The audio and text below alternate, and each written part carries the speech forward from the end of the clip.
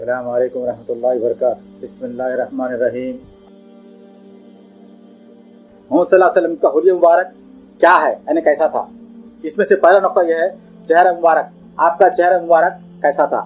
چہرہ آپ کا گورا، پرکشش، گول، روشن رنگ، سرخی آمیز، چودھویں کے چاند جیسا۔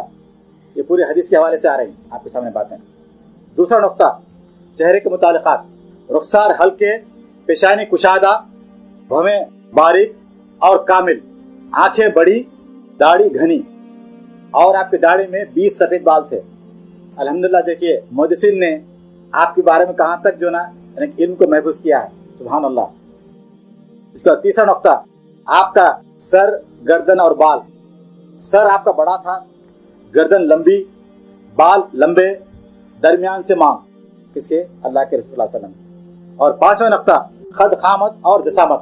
خد خوبصورت، خامت معتدل، جسامت معتدل، بدن بھرا ہوا، کاندھے آپ کے جو نا چوڑے اور قدم جو نا کشادہ۔